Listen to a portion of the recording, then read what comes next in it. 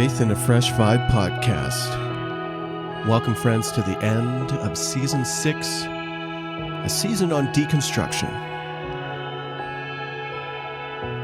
If you've ventured through all the different episodes, from 3 episodes with Drew Brown, the founder, creator of the ex-evangelical hashtag Blake Chastain, Omar Reyes, my co-conspirator, and our current iterations of what church community looks like right now, David Hayward, perhaps the creator of the hashtag deconstruction, maybe, he won't claim that.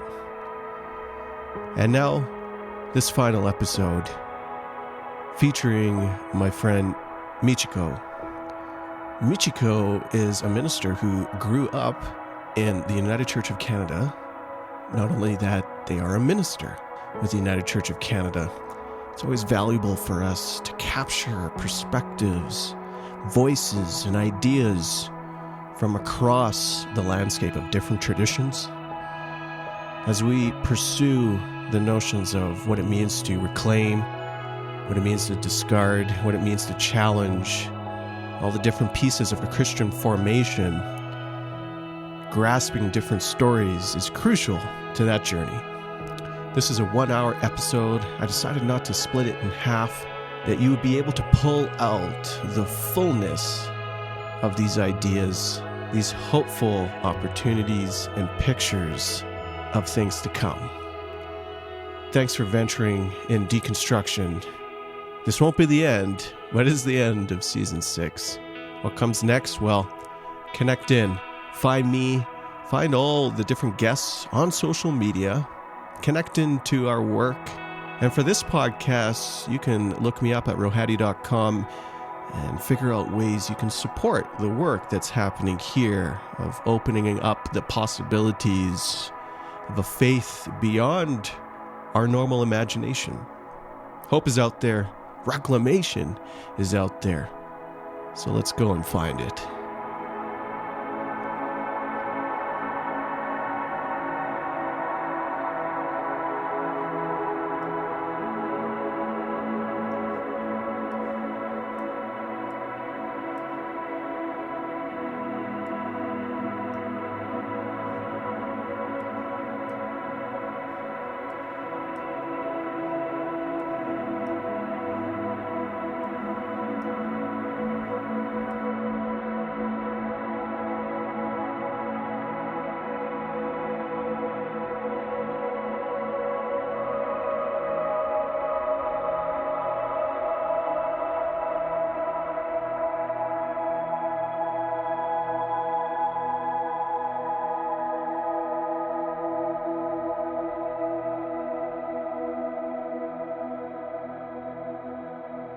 Michiko, I'm so excited to have your voice on the podcast. You are going to wrap up season deconstruction. And so, no pressure. I was going to say, thank you. I didn't realize I had such an esteemed, position here on the podcast today. It's, I guess last is esteemed. Last shall be first. See what I did there? Sneaky. The first question I ask guests is to say and share, who are you and what lands are you currently on? So who are you is like a wonderfully big, huge question. So thanks for starting off with that. Then share with us a wonderfully big narrative. And you trust my editing skills. I probably wouldn't edit it anyway, so. No. Okay, we'll keep it simple. I'm Michiko.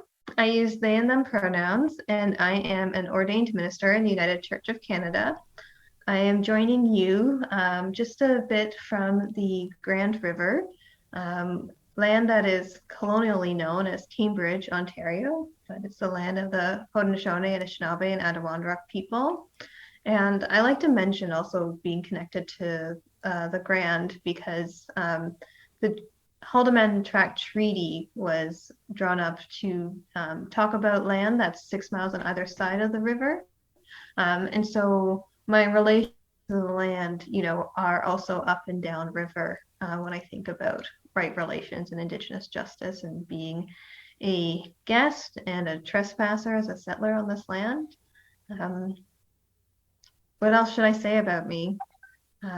I am just doing my best to make my way, my socially distanced way through Mhm. this pandemic, mostly working from home and in congregational ministry. How long have you been a minister? Now, would you say that you are vocationally a minister? That's your one job, or you have many vocations, bivocational, or many vocations?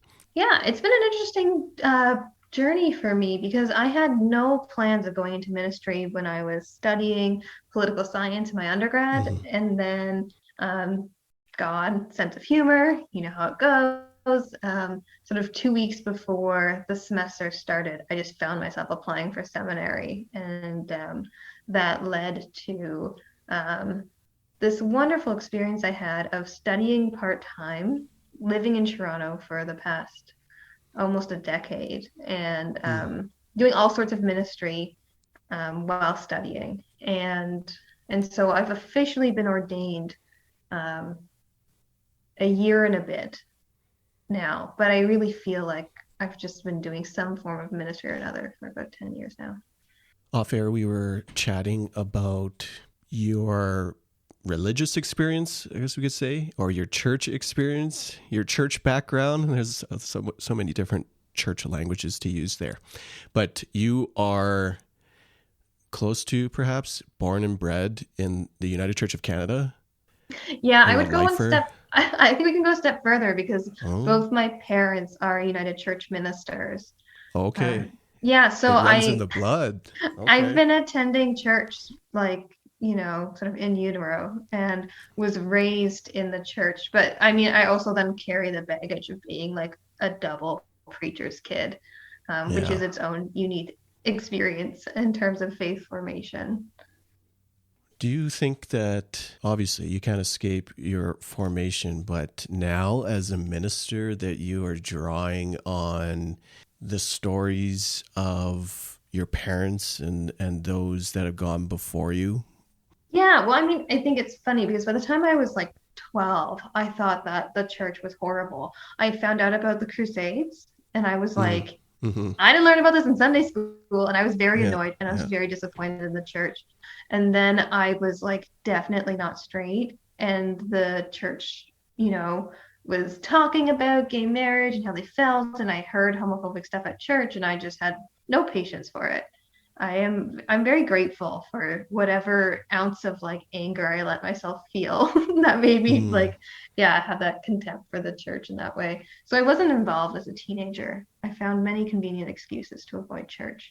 Um, but it was sort of like being able to go away to university, have space away from my family, and um, learn more about social justice stuff. That I was sort of able to start thinking about developing my own sense of faith or spirituality.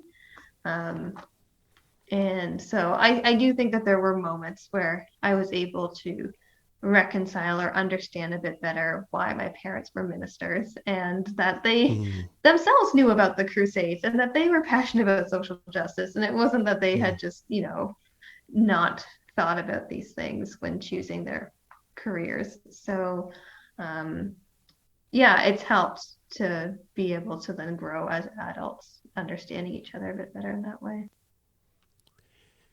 Why didn't you leave? You had the space during your university years.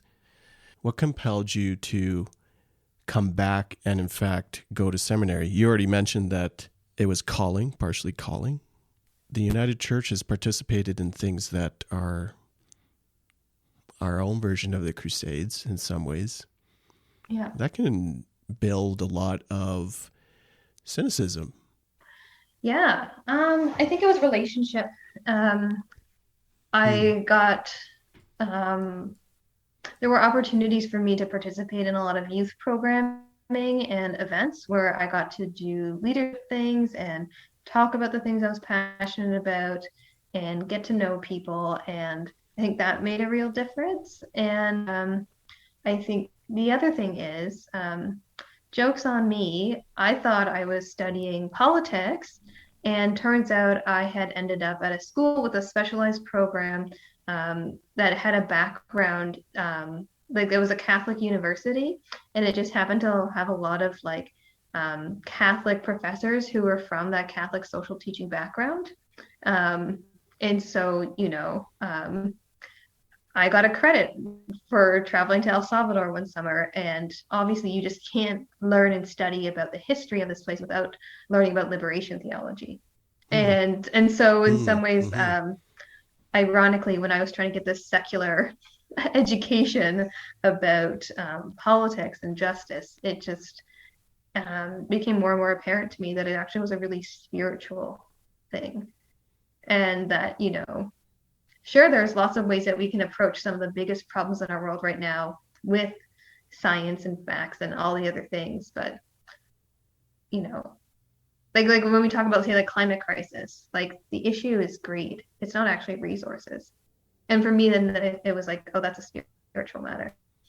So it kept drawing me back that. And also just seeing the ways that so many activist communities were really just struggling with how to be in community and how to care for one another. And that's something that, church has some experience with. So I think it was also sort of trying to figure out how to bring these different experiences together. Talk to us more about that. That's a fascinating observation in terms of community building in activism. So often you find your people in those spaces, yet you saw a connection point of how, and we're using it broadly, how the church could offer some experience, perhaps even expertise in that space. Is it beyond just the spiritual aspects of what it means to be human? Is it including aspects of broadly community development? What did you see there that drew you into, hey, the church actually has something to contribute here? I mean, I think part of it was just being given an opportunity to learn about different social movements where, if you trace the thread, the church does show up one way or another, right? Mm-hmm. But you think about the civil rights movement in the States, right? Like, of course, that is the church in so many ways, And so when you learn about these things, the work of liberation theology in Latin America throughout the 80s, like what that was, what it meant, you know, looking at the role that religion played during like truth and reconciliation work that happened after apartheid in South Africa, right? Like there's just so much going on there. And I think for me, I also noticed too that if you're not intentional about understanding your spiritual practices and traditions, you're much more likely to start appropriating or engaging in this spirituality, that can actually be causing harm to yourself or others. You listed off some critical examples: liberation theology for many in South America, the institutional Black church and civil rights movement, and apartheid South Africa. When we think of Canada, not to say that there aren't exceptions to the rule, but I think it's easy to develop, at least from my perspective, as someone who never grew up connected to mainline traditions, to think of the church as dropping the ball or lacking distinct competency when it comes to engaging properly, not even leading matters of justice. What does it look like from your point of view from within a mainline tradition? Yeah, I mean, there's sort of different pieces of my story that connect to the United Church around justice. I remember being told growing up that the United Church was an institution that advocated and did not forget Japanese Canadians while they were interned during World War II. That there had been United Church ministers that were very important in terms of feeling cared for. And so that those relationships had been really meaningful and really made a difference. So that, after internment, many Japanese Canadians, they weren't allowed to go back or there was nothing to go back to. And so they ended up in Ontario and in Toronto. And so there was like a Japanese United Church. And so this congregation of people who just went through internment, all gathering each Sunday, which I think is really beautiful. And then also as a queer person, to know that I'm part of a denomination where, even at a time where like a lot of society was not having conversations that were affirming or supportive LGBTQ plus people, for the denomination in 1988 to say, your sexual orientation shouldn't be a barrier for full membership. So including leadership in the church. There's been times where they've been able to be ahead of the curve to like provide that sort of influence in that way. I want to circle back to that because I also think that that is one of its criticisms. But I want to linger around the story because, and I really value this in your storytelling in terms of drawing in the connection points that are relational for you, and that this makes sense because of the relational connections that I have seen or I know of the relationship throughout this denomination that speaks profoundly to activities, or it's in effect the embodied reality of justice. I want to go back to the story of how the United Church served, at least in a congregation in Toronto, perhaps beyond, interned Japanese Canadians. Is that a story? Because that's a story that touches my family. Is that a story that touches yours? It was my great grandparents that were in internment camps during the war. And that generation, both my grandparents were like one of 7 or 8 children. And so, that's like my family's experience of that.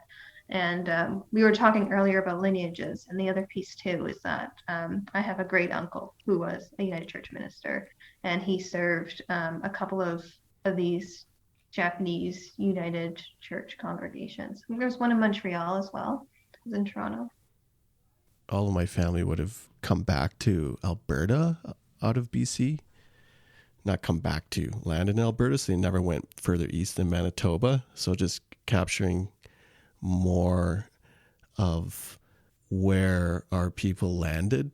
And my great-grandparents and my grandpa were interned and then shipped to, they managed to stay together as a family, but they lost all their property in Steveston and were shipped to interior Manitoba to work on a sugar beet farm.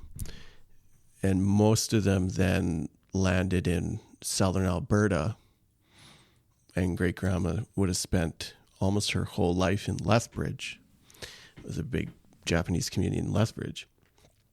And then grandpa and most of the family, the siblings, landed in Calgary, but some went back to BC, some went to Toronto. So anyways, that's the connection.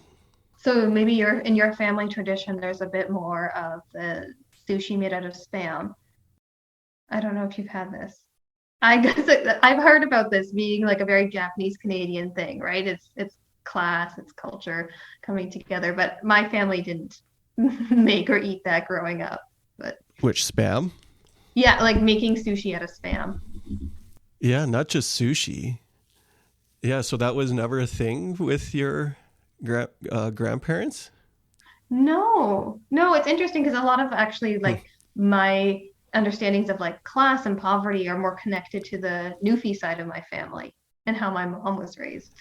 So yeah, like class as in poor, like being raised poor. Mm-hmm. I never connected the Spam part as class.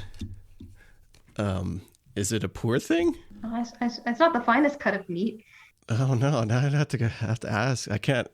My grandfather passed away, a couple months ago, so I can't ask him about that. But my uncle is like loves spam and spam, like and they would have just grown up in that. So I don't know why. I have to. Okay. So I'm creating a homework for you. You can actually. The Murakami house in Steveston is a National Historic Site now in the shipyard. They were filming an NFB film about her life and shut it down early because if you want to watch it, I won't ruin it. Because they found a huge secret that she had been holding for 80 years. And so they pivoted this documentary about her life to talk about this secret that she had. So anyways, you can watch it online. It's called Oba-chan's Garden. Okay. I'm very intrigued and surprised I haven't heard about it. It's a little bit old now, but you can watch it. Yeah, it's streaming. It should still be streaming. Okay, we got sidetracked, but in a good way. Yeah, well, I think maybe our conversations we're having about Japanese internment link to the ways in which we do the work of saying deconstructing whiteness in our lives, and how that relates to intergenerational trauma, like silence around what has happened, and especially Japanese cultural norms around, like, don't make a big deal about it, just blend in, you'll be okay. And how that can be really hard to be trying to balance, especially when you don't realize, like, culture is just the water you swim in. And so, yeah, to have to do the work of really like talking to other Japanese Canadians, like outside your family, to get different stories, different experiences, to sort of say like, oh, this seems to be a theme for us, or, oh, that was a particular, maybe more about a personality of a family member, but being able to do that work. And how hard it can be when, the Japanese Canadian diaspora is just so spread out, there's, there's not the same sort of Chinatown or Little Italy or whatever neighborhoods have in the same way. One of the ways I've heard someone describe that Japanese experience, a block from my house here, just like it is so random because it's so rare, especially in Calgary. There's a Japanese bakery, and yeah, exactly. And so every time I pop in, we have a chat. But one time after we were having a chat, they're like, yeah, mom and dad, they work in the bakery. They always have. All they do is work. They're like turtles. They just go into their shell, work, poke their head out, kind of look around, but that's it. And they just stick to themselves and work. And like, oh my gosh, like this is, it's almost a trope in a way. And I don't know how healthy it is when I think of my great aunt being connected into community, Japanese community. Across the street from her is one of the community centers, and how different she is from my grandfather when he was alive, not really participating in those pieces, and to see where they go and what a relief it could be to even just talk about your traumas, if they did. It speaks to a book I read recently by Hilary McBride that includes a term of epigenetic change, and how memories of trauma affect us on a genetic level. Mm-hmm. Talking about what you and I carry in our bodies and how that impacts our identities today, rooted in the trauma of the past, of white supremacy and whiteness in this case. It's just like, oh my gosh, there's so much to process here, to kick out until liberation. Let's stick with this conversation around the press against white supremacy and whiteness. This is a season on deconstruction. I would love to talk about deconstruction in two ways. One, through kind of the personal journey that one might go through and how that may look like in your own story, but also systemically and systematically across institutions of what deconstructing the institution, or perhaps deconstructing faith at large, may look like. We could talk about that forever, but let's try to hit it up by connecting it to notions of white rage and whiteness and white supremacy that are happening now in the contemporary space in Canada. These are not new things, but as we see, a growing voice of they call it the truckers convoy, growing voice to repeal health measures, public health measures. There is, I think, not only a growing wave of white rage and despair, but one that is pulling in more folks, white folks, and not just white folks who are tired in this pandemic. All of this, I think, has roots and certainly connection points into identity. How well we deal with the pandemic, how well we deal with public health policies are rooted in identity formation, largely around individualism, I think, and that notion. So when it comes to identity, do you think that that is the right observation or pertinent observation, that identity formation has a lot to do with how you're responding in the midst of these unfolding both white rage, truckers convoys, and also a response to the tiredness of pandemic life? Yeah, I'm always curious about the ways in which power and privilege connect to behavior that looks like entitlement, expectations that things will go a certain way, an unwillingness to experience emotional distress or discomfort, and how that has to relate to, being nurtured to sort of expect that things will always go your way. And I think that in a lot of ways, the pandemic creates a real challenge for everyone. And not everyone is used to the idea that there are just things about life that suck and that you have to figure out how to do the greatest good within the sort of confines of what agency you do have. And, for me, a queer person of color, I've navigated that sense of loss of agency and the desire to feel power with others, solidarity, or power within, on a spiritual sense. And so I'm navigating those things all the time in many relationships that I have to people or institutions. But I think that there were some times where I felt very overwhelmed, very disempowered, really struggled with those things, and really worked in community, in therapy, in so many ways to figure out how I wanted to live that life, what that authenticity felt like for me.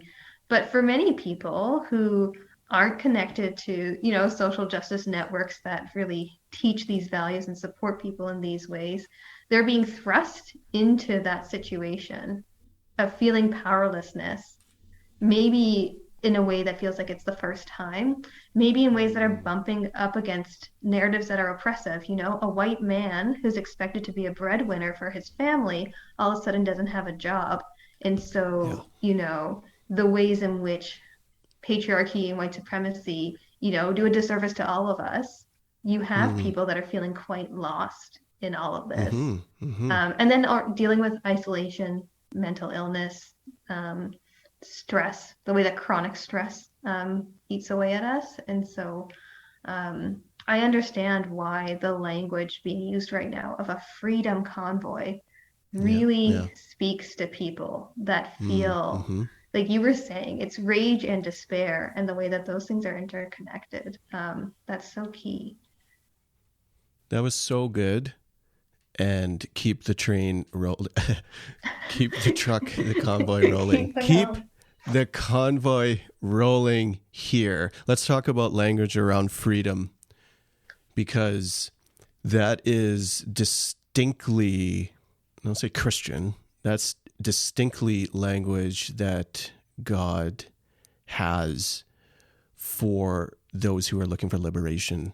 God wants you to be ultimately free. Yes. That's a different freedom. It's so powerful. And like just last week in the lectionary, the thing that I was preaching about, right, is Jesus's first sermon, reading from Isaiah about Mm, this, mm, the Spirit of the Lord is upon me. I've come to, set loose the captive, the captive, to have the mm-hmm, oppressed go free. And, mm-hmm. it's such beautiful language. And I think it can be hard to understand as Christians reading this today, like where we find ourselves in the text and what it means for us to live in a big, messy world where we are often oppressed and oppressor all the time in so many different ways, Yeah, just by, yeah, yeah, the yeah. fact that life The is what it intersections is. of that. Yeah. Um, but I think that what frustrates me the most about seeing, people talk about this trucker convoy um, is saying that this is about freedom and this desire to be free. But when I think about it as a Christian, I see the ways in which God calls for liberation, but it looks, or freedom, but it looks like a particular thing, Yes. It's slaves, enslaved people being able to, be free and the story of Exodus, or it's about prisoners being set free. It's about healing, community, and I hold this idea of freedom so much in connection with this idea of being part of the body of Christ. And Mm, what I think I struggle with is seeing language of freedom being used when really what they're saying is, I want to behave however I want without having to suffer or deal with any consequences for my actions. And for me, that really feels like selfishness disguising itself in language of freedom, which is so different than this belief that freedom is about a collective liberation for all of us. Me being free should not mean that somebody else then has to suffer or feel some kind of yes, limitation or that's the word. so Yes. yeah, so like for me, like Christian freedom is about a interconnected and interdependent reality. Um, and so that's how that's I think what I'm bumping up against when I see language of freedom being thrown around in so many different ways. It's the same way that we talk about justice, and then we don't often stop to say, okay, what do you mean by that word? But You said Christianity, was it Christianity or Christian as an interdependent thing? interconnected, interdependent, the body of Christ. You don't look at the eye doesn't look at the hand and say, I have no need of you, or something, to the foot. It's all needed in its own way. And so anything where you say, when the eyeball says, I got to be free and I don't care what happens to the hand, the whole body suffers. What do we do? What do we do when the eye wants to be free? What happens when the hand wants to be free and is bringing harm to the body? What do we do? Do you want to answer first? I don't have an answer. Yeah. That's your question. You I, try to give that back to me? No. I No. think for me in my ministry, what I have learned Mm, is how to pay attention to the sadness and fear behind the anger, and mm, how to understand that initial reactions, posturing, whatever you see going on with someone, if you're able to just be a little patient about that and then cut through with like, I'm still going to like love you while you sort through this, and like it can be that can make all the difference for these situations that feel so impossible. And a lot of it is about just like regulating your body, being able to be present to have a good conversation, which is what prayer and communal singing and worship, ideally helps you all feel like you truly are one and are willing to then sit and be present to each other. I think one of the things that deconstruction presses us to, or at least brings this option of, but also my own processing of how to deal with harm is one that I'm still working through, repenting of in many ways, because it's so easy to say, if the hand is not working, cut it off because it's infected and it will infect the rest of the body. Just cut it off. Get away from this thing that causes you harm. A lot of deconstruction is like that too. Run away from the abuse, and maybe you have to actually do that. But it's easier. And I'm not sitting in the tension. No, I am actually. That's why I'm stuck here. Of what does it look like to hold this desire to cut away what's hard, the conflict, the rage, and only look at the body that wants to venture towards justice. Maybe there is a time for that posture, but I know that there's something broken, at least, that's not chasing this way of Jesus in that mix of how to have an enemy well.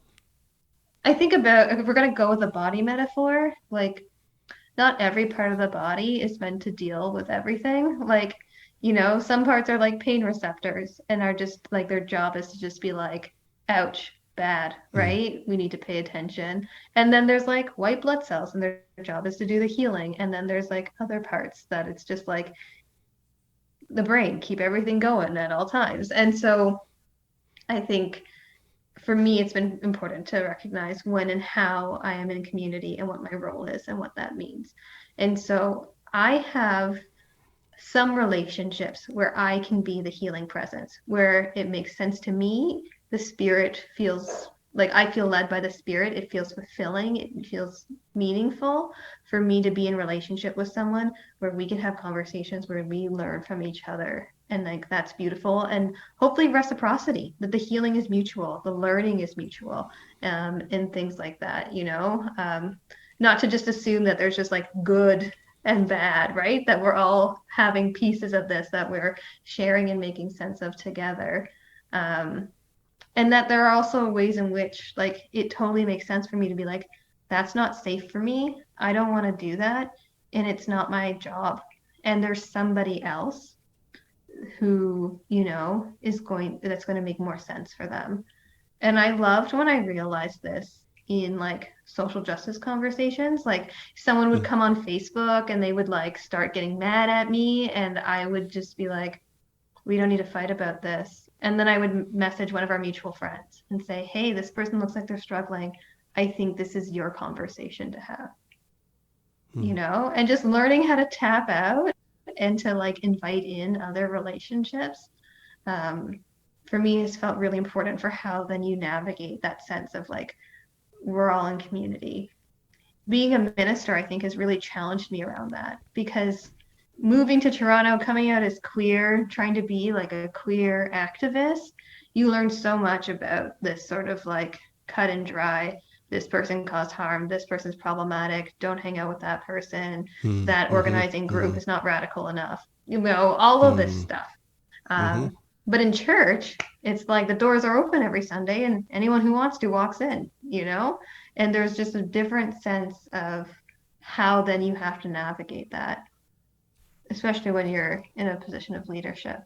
And there are times when that creates a lot more challenge than being able to just say, we're going to do our own thing over here. But also, I think, creates a lot of opportunity for grace.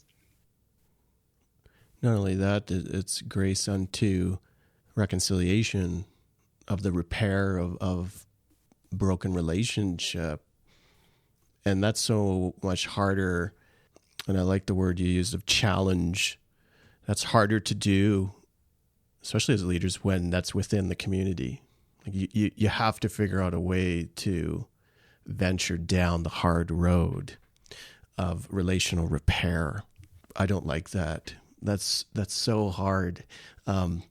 What I find myself in this situation in ministry right now is largely shaping so that we don't have a door to open. And so anyone can't just come in to the community. There is a posture, a formation around I wonder if sameness is the right word in this case. Around postures of justice, around, let's say, pandemic. So everyone is on the same page. And now it's like a development of figuring out how we respond to our racist uncle or our parents who are anti-vax or this convoy or all those different things, and to do so well. I think that the church has an important voice right now, specifically in the Canadian context, around these pieces. But I don't know if it will take a radical posture. No, I'm excited about that idea that church is a space where you do really feel this like groundedness in shared values and like that you can see each other and understand each other. I feel like I've been reflecting a lot this past year on the idea that ease should be a part of liberation. Like pleasure, things feeling good, things making sense, things just feeling right in your like gut. Yeah. How that is part of liberation and that we should honor Yes. that. And because I come from this waspy white Anglo-Saxon Protestant tradition where there's so much of this like Protestant work ethic where it's like if it's good, it's hard, no pain, no gain. And just such an emphasis on that. And so I think there's a sense of like I need a community where we can just love each other right now. And that's what I need. Great. And like if that's the posture your community wants to hold, then you can do that. And then there's another community that's going to engage in the work of God, be the church in a different way. And I don't think every church has to be everything all the time to everyone, That's such a good word. Yeah. I mean, I echo that in the liberations, like you're always waiting either for God to drop the hammer because things are going so well. Like, where do we get that from? It's nuts that we would be drawn into this understanding that there's going to be pain associated with the liberation versus this notion that God is just setting the wrongs right. Yeah. Well, I mean, the conversation I have so often because, I work in a white dominant church. I work in a lot of spaces where it's like upper middle class people. And often I feel like the broken record of Michiko's sermons is just like liberation is good for all of us. Like all of us benefit when we are in a liberated world, including the oppressor. Like, who wants to be an oppressor? There's such a much better thing or way that you could be. And I think that that's the thing I try to uplift as often as possible is like, whatever ways that you are struggling and suffering in these systems right now that dehumanize all of us, like, change is hard, but it's a change for the better for anyone.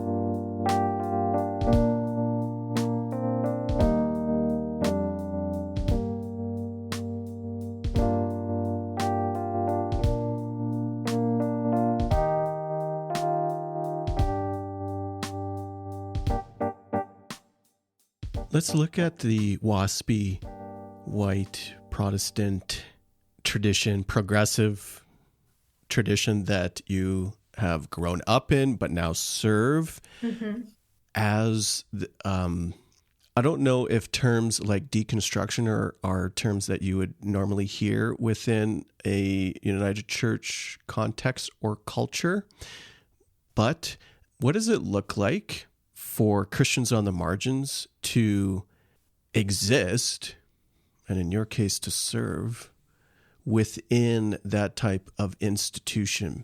Caveat always is, I'm only able to talk for myself. And, I am non-binary, queer, person of color. But in a lot of ways, like English is my first language, university educated. I feel like I have a lot of privilege in a lot of ways that I operate in United Church of Canada as well. And so I don't want to just sort of throw some labels out there as if that then can speak for all. I think for me, the struggle is that there's ways in which the church wants to celebrate the passion for social justice, But that can easily become tokenizing. And it can be easy to feel like they want the picture or the sound bite or like the concept of you. They love that there's a queer minister like me, the aesthetic, it's great that I've got this nose ring and I, Yeah. wear black lipstick and, but then at the end of the day, who really like wants to hire me? Who really believes in me? When I speak in a meeting, who's hearing my voice and taking my ideas seriously. So there's a tension between those things, I think. But I also really love that I have the opportunity to work with other people who, have said like I just can't be a minister in another denomination. Like I'm openly queer. This is the church where this really makes sense for me right now. And for us to be able to then support one another in what we feel called to do, I think is great. Do you feel that sense of tension as you walk into your role as minister? Not merely, I'm not thinking only in your local congregation, but towards the denomination as a whole as well? I mean, it is sort of surreal to try and figure out what it means to navigate power when I might be the only queer person in the room, the only racialized person, the only millennial, the only non-binary person. And oftentimes I'm the only of all of those identities. And so I might feel marginalized in a lot of ways. But then I'm the minister, which is a role with so much institutional power. And so, and then you experience both of those. Yeah. Well, what's going on when that, do you feel that embodied tension? Or is that like a glimpse onto liberation? I think it depends on the day. In the moment and what's happening. I'm really grateful for the opportunity to be in ministry. I think is where I'm landing today.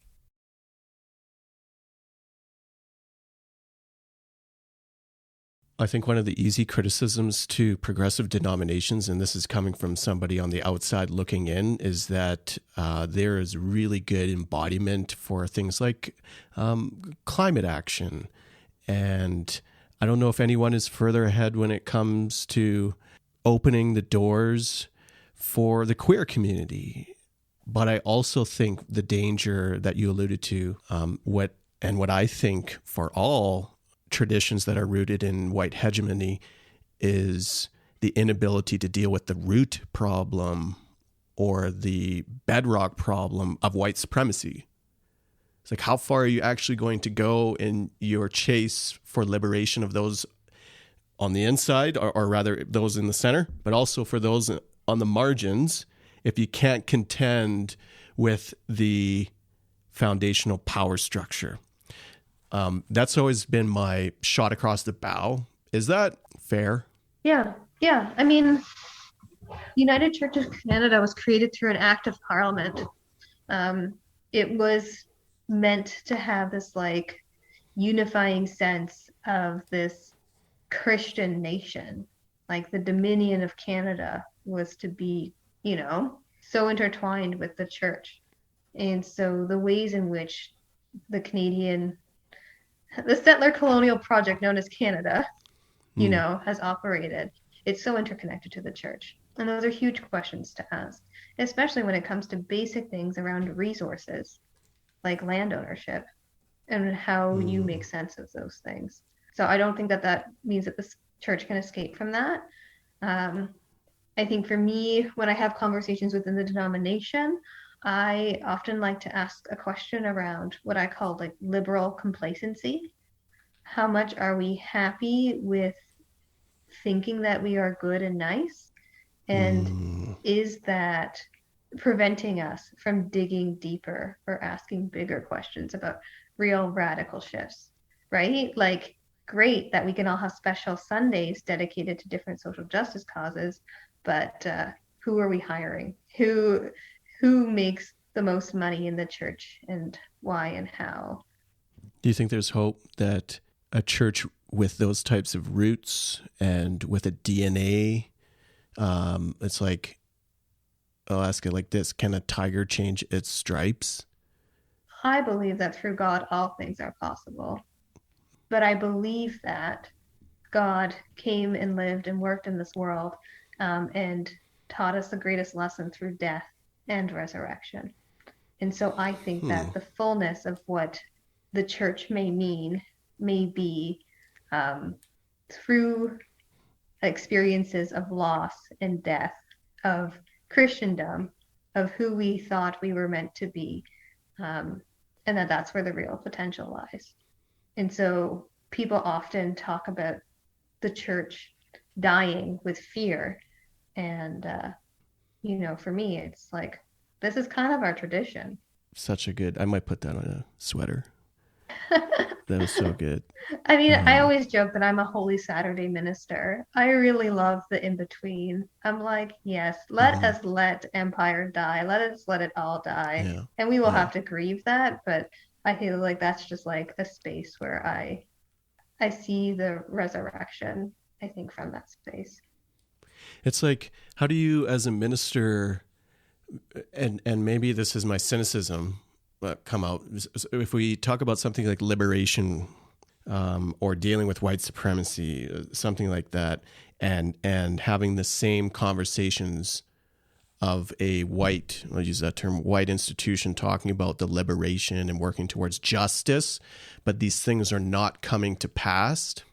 How do you balance that tension of like this? Maybe it's not tension, it's reality that this will never happen here, and a new thing needs to happen. Like, how do you not give up or have despair that the thing is broke? Or perhaps you already answered that in the, and I hold with an open hand, the thing will die. Well, I mean, I just think about like all the disciples that follow Jesus. And I mean, depending on how closely you're following which gospel, there is a sense that they know that Jesus is going to die, right? And their choices of what makes this still all worthwhile is not whether or not Jesus will live forever. It's just the willingness to be dedicated to what feels true. But I think that this is like, for me, the question I would ask back to you is, how much do you think that we've made the institutional church a false idol? And how much are we conflating the idea of God's redemptive work in the world with what, institutional churches are? I don't need them. I've never operated them. I've been formed within them. I'm an expert in them, but I've never been a vocational minister within institutional Christianity. Mm-hmm. But I still see the power of the church in this liminal space of being the preview of the now, of kingdom now.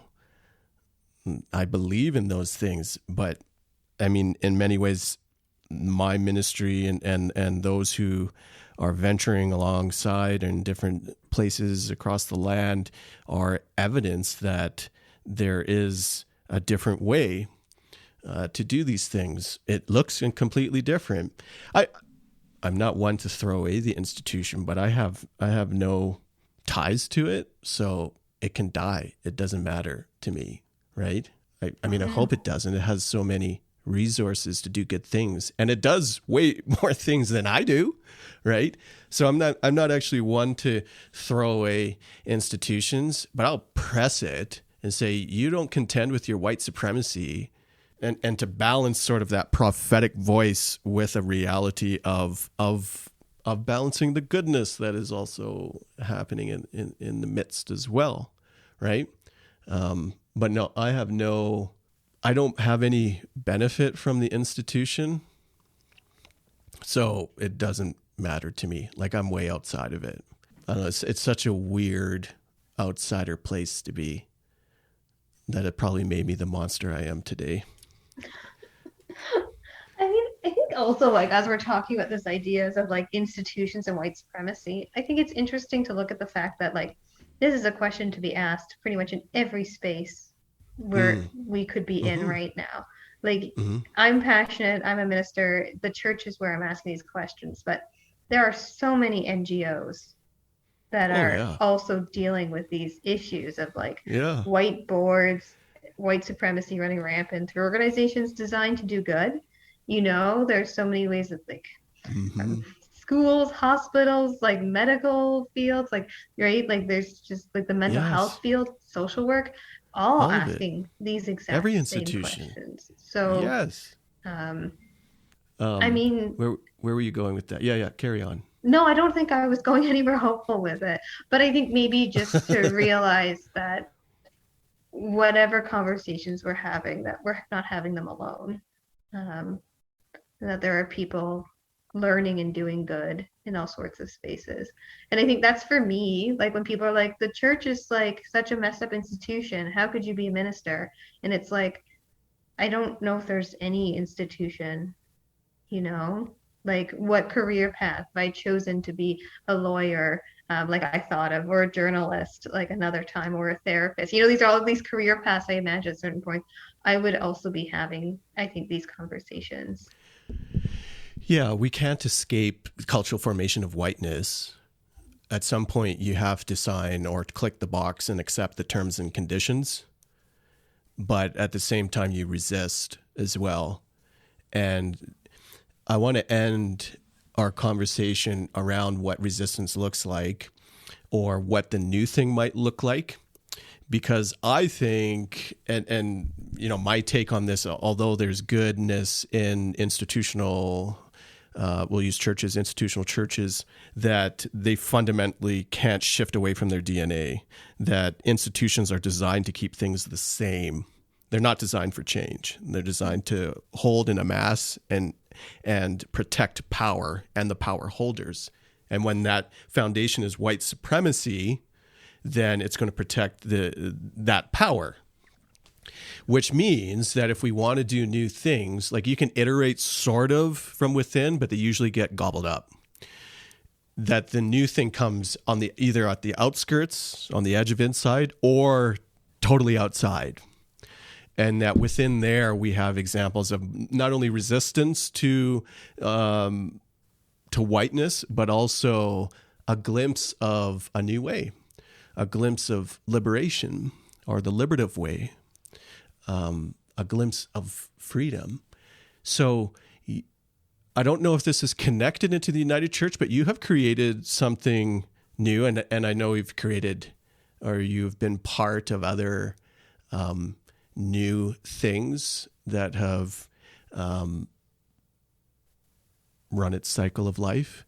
But you have something now, and perhaps it's not yours, called Queer Sunday Project.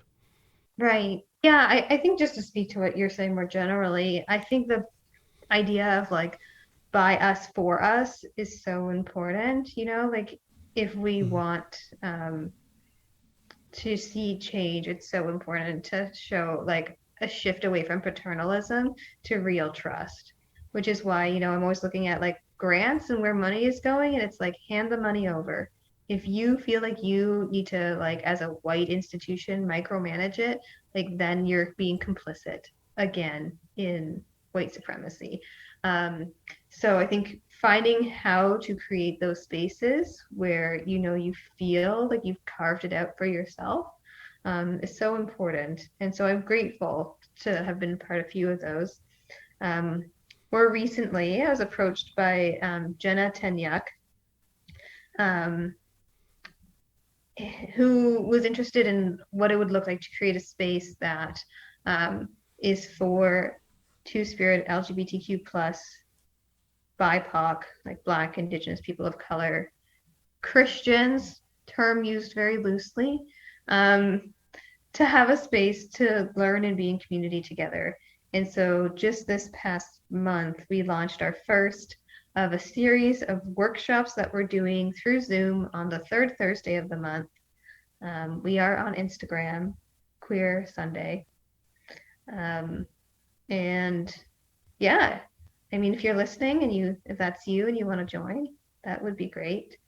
It is really beautiful to be able to make those spaces. And the dream moving forward in this pandemic time would be hopefully one day to be able to also have shared spaces in person to connect.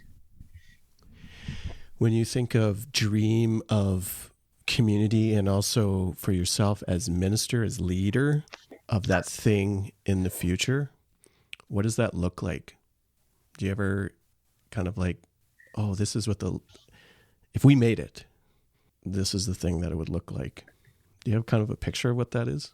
Yeah, the image that I am drawing a fair bit of inspiration from these days is mushrooms.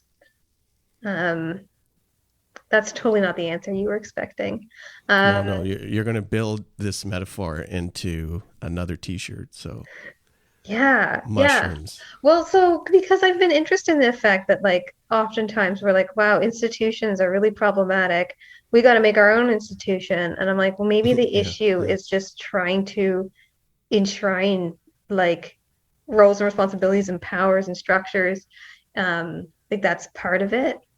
Um, and to sort of let go of that concept. And so for me, it's not like I'm dreaming that one day I'll create my own super NGO or this kind of church in any way, yeah, yeah. but to create space and means to for things to happen as they're meant to happen, for them to be as beautiful as they're meant to be for as long as they are, and to accept that they will sort of burst forth and then they will decompose and nourish what comes next. And mushrooms, like the mycelium, they grow in this way where it's like all underneath the surface and it's all connected to each other. And then just every once in a while, it will send a shoot up of what's ready to burst forth.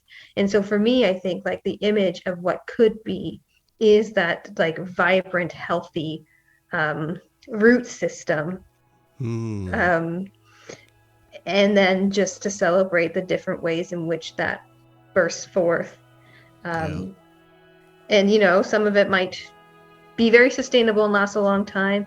Some of it Yeah. might be quite short-lived, and to not sort of put pressure on things needing to, be institutionalized to be of value. So that for me is the dream, is figuring out how we can all sort of be in relationship with each other that support those things happening.